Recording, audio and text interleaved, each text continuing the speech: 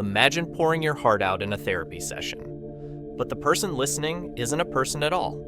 No couch, no office, no awkward eye contact, just a chatbot on your phone telling you how to manage your anxiety. It's not science fiction, it's 2025, and more people than ever are turning to AI therapy apps instead of real therapists. But here's the question: can a machine really understand your mind? Or are we risking something deeper by replacing human empathy with algorithms? Let's be real. Therapy is expensive, waitlists are long, and for millions of people struggling with anxiety, depression, or trauma, getting professional help isn't just hard, it feels impossible. That's where AI therapy comes in.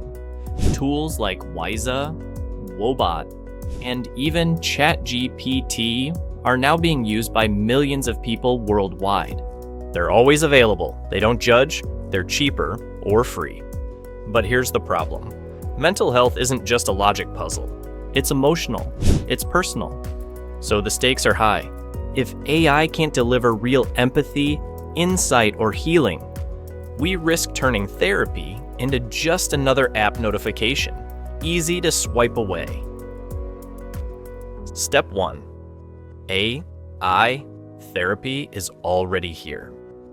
Whether we're ready or not, AI therapy has already arrived. In 2024, over 10 million people downloaded apps like Woebot, Wysa, and Replica, apps that offer CBT-based conversations with AI. Wysa, for example, is used in 65 countries. It's backed by clinical studies. It's even been integrated into some national health systems. These chatbots ask how you feel. They help you reframe thoughts. They guide you through breathing exercises. It's fast, it's private, and for many users, it's the first time they've ever talked about their mental health at all. In fact, a recent survey by the Mental Health Foundation showed that 41% of Gen Z users now feel more comfortable opening up to an AI app than to a human therapist. Think about that. We're not talking about some fringe tech experiment. We're talking about a cultural shift in how people seek help. Step 2. What AI can and can't do. But let's ask the real question. Can these tools actually replace therapy? In some ways, they're surprisingly effective. Research from the Journal of Medical Internet Research found that users of Woebot experienced a significant reduction in depressive symptoms after just 2 weeks.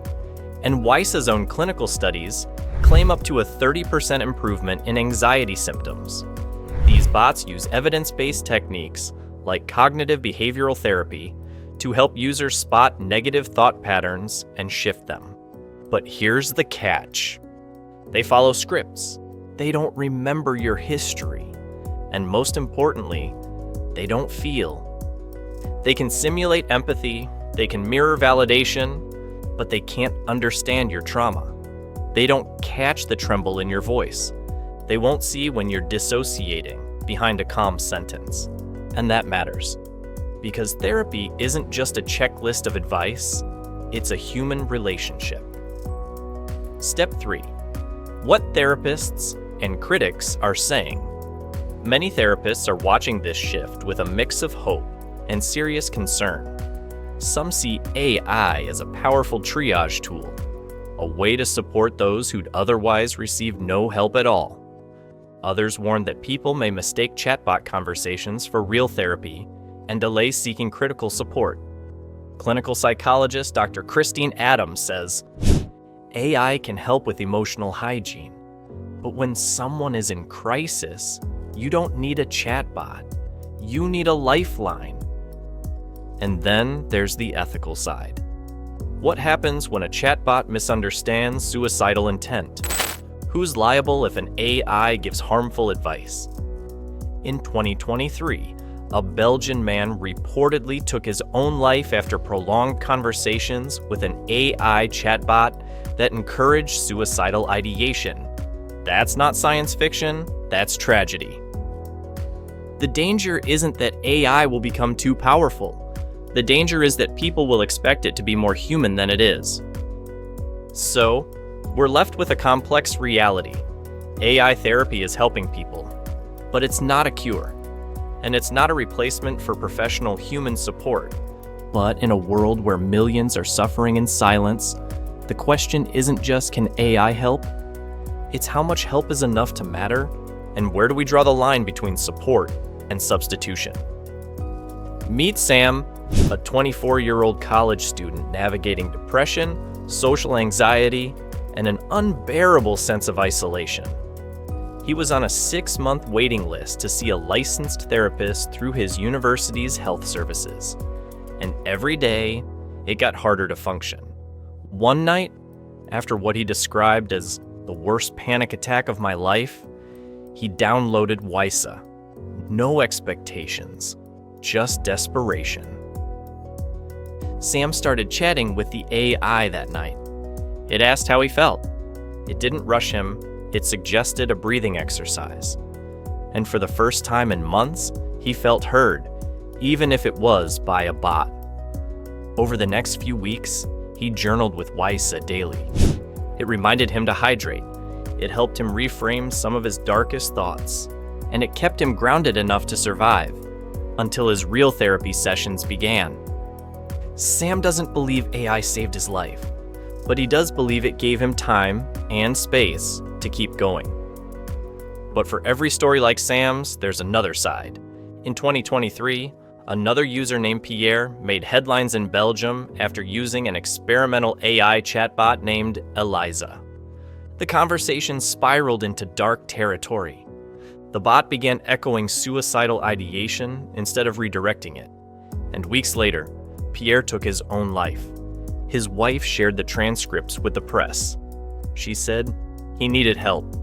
Instead, he got validation from a machine.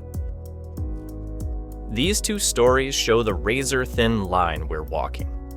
For some, AI therapy is a stepping stone. For others, it's a false sense of safety. The turning point isn't in the technology, it's in the expectations. When we ask chatbots to support, they can. But when we ask them to understand human pain the way only another human can, that's where things fall apart. So, can chatbots replace your therapist? The honest answer is no. But maybe that's the wrong question.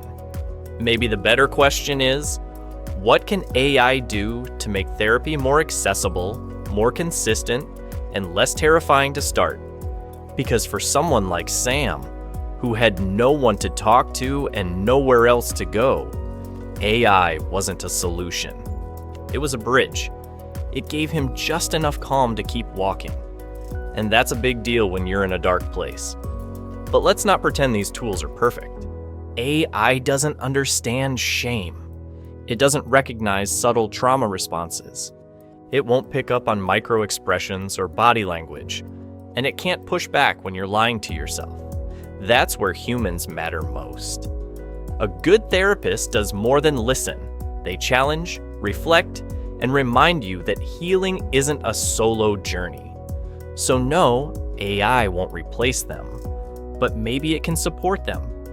Maybe it can become part of the team. The future of mental health might not be human or AI, it might be both. Therapists supported by tools that track mood, provide exercises, and offer 24/7 check-ins. Imagine logging a panic attack in real time and your therapist reviewing it before your next session. Imagine a therapist augmented by AI, not replaced by it. The lesson here is simple. Technology is only as helpful as the intent behind it. If we use AI to open the door to care, to reach more people, to reduce stigma, then it's a tool worth having. But if we start using it to cut corners, ignore suffering, or avoid human connection altogether, then we're not advancing therapy. We're just automating avoidance. Mental health deserves better, and so do we. If this video gave you clarity, or even just made you pause and think, consider subscribing. I make videos that cut through the noise and actually help. Not hype, not hacks. Just grounded mental health conversations we all need more of. And hey, if you're someone who's ever felt let down by the system, just know you're not alone. Drop a comment, share your story, or just take a breath. And if you want to dive deeper into tools that actually support your well-being, check out the video on screen. One click could be your next step forward.